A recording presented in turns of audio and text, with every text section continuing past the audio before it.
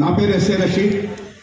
నా అప్లైన్ వచ్చేసి గడాల రాజు గారు, సంగీత మేడం గారు మరియు మన వంగల రాజు గారు. అయితే నేను ఒక రిటైర్డ్ ఎంప్లాయీ అండి.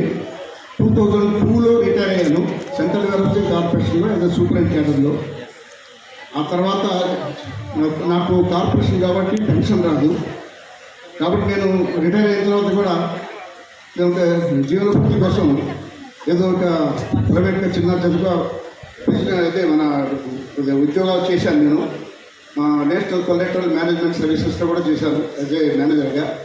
అయితే నేను రిటైర్ అయినప్పుడు 2002లో నాకు 20,000 వరకే వచ్చేది శాలరీ. ఆ తర్వాత నేను జాయిన్ అయిన తర్వాత వేరే ప్రైవేట్ చేస్తే నాకు మ్యాక్సిమం 10 లేకపోతే 12,000 వచ్చేదండి. అవి నేను చేసుకుంటూ వచ్చాను. ఆ తర్వాత ఏంటంటే నేను పెస్టిసైడ్స్లో కూడా చేశాను, లైబ్రరీని కూడా చేశానండి. ఆ తర్వాత ఏంటంటే కరోనా వచ్చిన తర్వాత నేను మానుకున్నాను. ఎందుకంటే నా వయస్సు 78.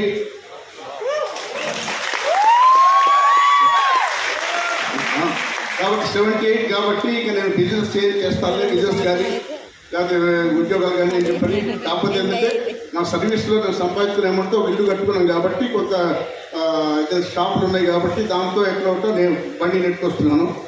ఆ తర్వాత ఏంటంటే నా అప్లైన్ వచ్చేసి గడాల రాజు గారు. నేను వనశ్రీపురం ఉంటాను.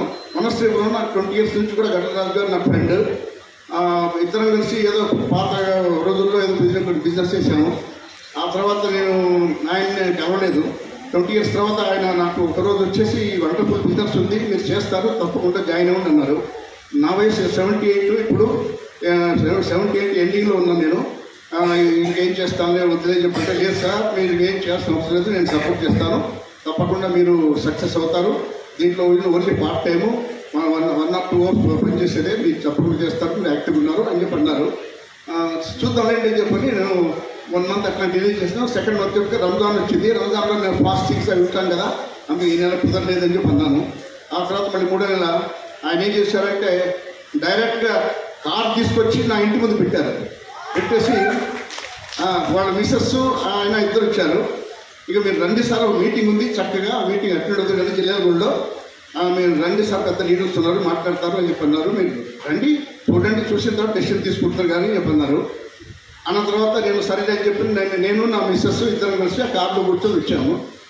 సరే వచ్చిన తర్వాత ఆ రోజు మన రాసులూరి ఆంజనేయులు గారు మీటింగ్ అటెండ్ అయ్యాను.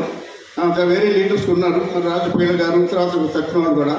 ఆ మీటింగ్లో నాకు తెలిసింది ఏంటంటే ఇది ఇన్వెస్ట్మెంట్ ఏం చేయకుండా చేసే బిజినెస్. తర్వాత దీంట్లో ఏంటంటే 3 generation ఇన్కమ్ ఉంది అన్నారు. అది నాకు చాలా బాగా నచ్చింది. ఎందుకంటే నా వయసు ఇప్పుడు 78. నేను బ్రతుకుంటే ఈ 2 years చేసుకుంటే కొంత నాకు అమౌంట్ వస్తే తర్వాత నా మిస్సెస్కి నాకు టెన్షన్ లేదు.